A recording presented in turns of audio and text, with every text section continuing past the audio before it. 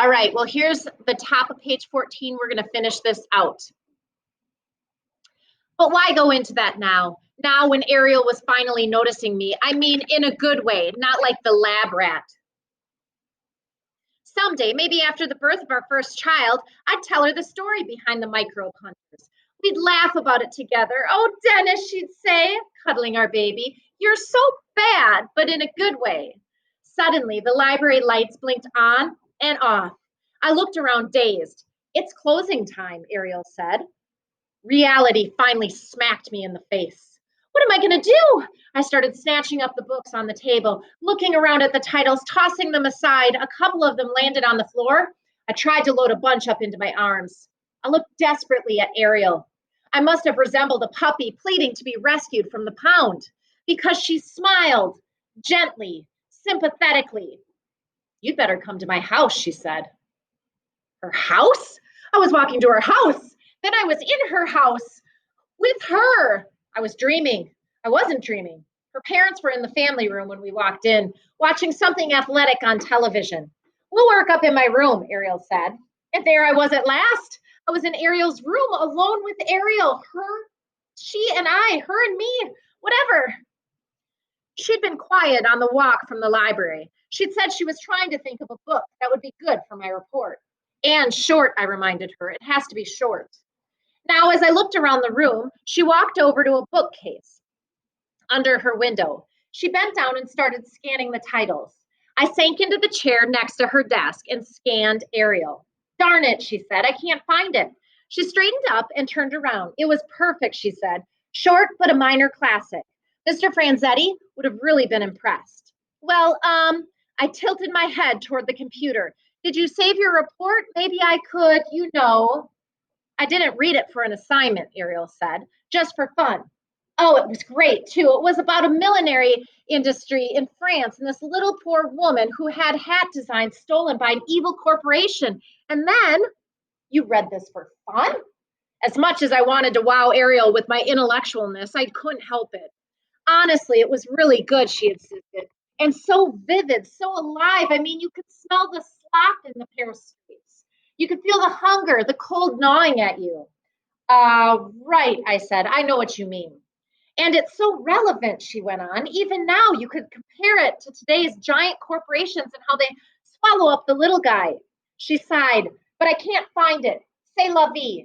La vie, I repeated. Even in times of crisis, my humor doesn't desert me. I'm on the top of page 16. I thought I saw a brief scowl flash across her brow. I'd hoped she hadn't suddenly remembered the 26 pizzas I'd delivered to her. I really shouldn't do this, she began slowly, but it is an emergency. Well, what shouldn't you do? I asked eagerly. And will you do it? I could tell you about the book, Ariel said. I mean, I really shouldn't, but, oh, Ariel, would you do that for me? For me? I couldn't believe it. Had she finally realized that we were destined to be together? Had she seen beyond the jokes and the snappy patter? Had she discovered that tormented soul beneath? The me who longed for her but could only express her love in a mask of comedy?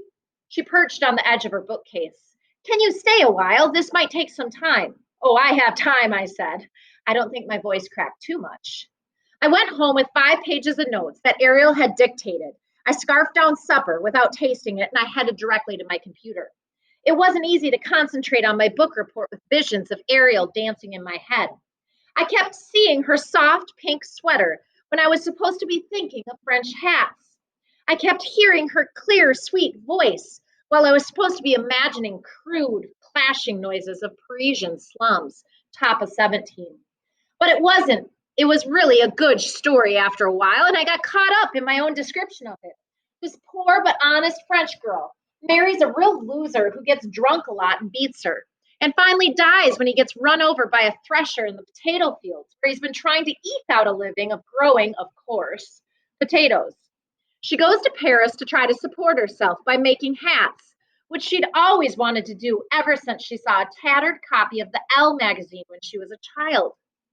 Well, it turns out she actually is talented, and all the Paris society ladies, they start coming to buy her hats from her. Things are looking up for Madame de Maupassant until she meets a slick, high-class society guy named Guy, as a matter of fact.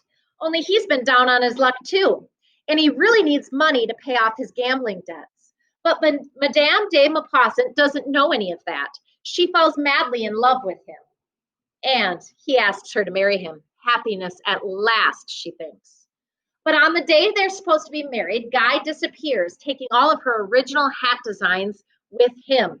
He sells her designs to La Chic Chapeau, a big hat company, so he can pay off his debts. Then he runs off to Algeria and never is heard from again.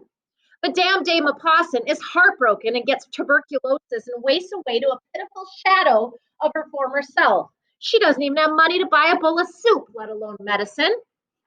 Finally, just as she takes her last dying breath, there's a knock at the door in the attic room.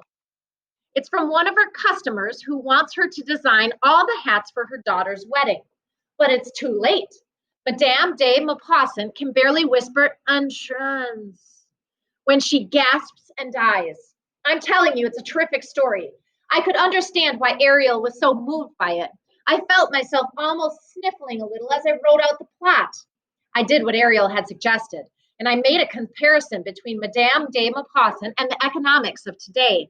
I wrote how the book was still relevant and meaningful, even though it was written 120 years ago. I spell checked, then printed out my report, and was asleep before midnight to dream of Ariel in pink, trying on hats, big, flowery, poofy, old-fashioned hats, and asking me which one she liked best. This is in the dream. But of course I care what you think, Dennis. I want to look pretty for you.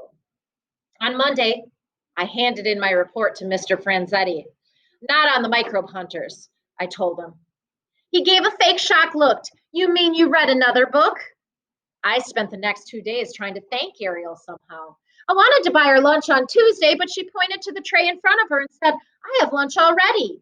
On Wednesday, I asked her if she'd go to the library with me. I had a sudden urge to read another book by Emile Bovary.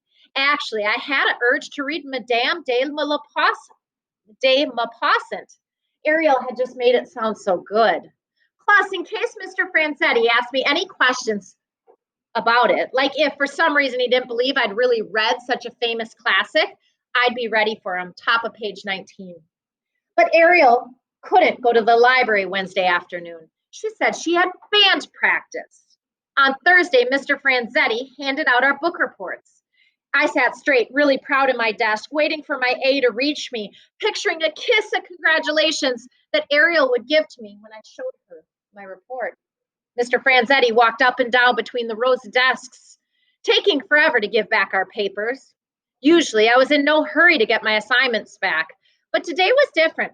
I heard groans and deep sighs and an occasional cheerful yip as the other kids got their book reports returned.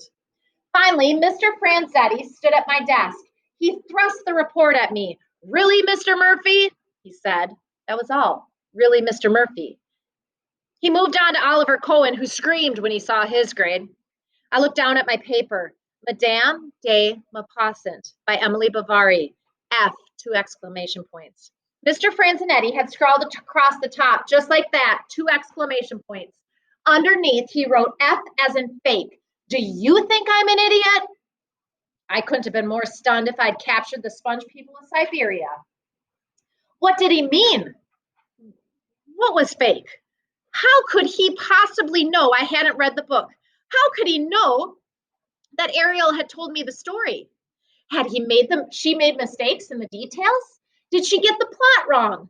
I leafed through the paper to the last page, and at the bottom, Mr. Franzetti had written, there will be no makeup for this assignment. You have made up enough already. I put my hands over my eyes. Despair and confusion overwhelmed me, just as Le Chic Chapeau had overwhelmed Madame de Maupassant. I cornered Ariel at the stop sign near the parking lot exit. She was with 2 girls who started giggling the moment they saw me. I pulled out my book report. Look at this. Look at this. She glanced at the paper. Oh my, she said, an F? That's not good. Not good? I repeated. It's terrible. Why did I get an F? Well, she repeated, maybe it's because I made it up. Made it up? I repeated stupidly. Made what up? The book, she said. What are you talking about? She smiled a sweet, devious smile. See, the thing is, she said, there really is no book like Madame de Maupassant. No such book? My heart felt like it was going to explode. No, she said. No such book. I made it up, the whole story. But, I couldn't stop stammering. I couldn't stop gaping at her.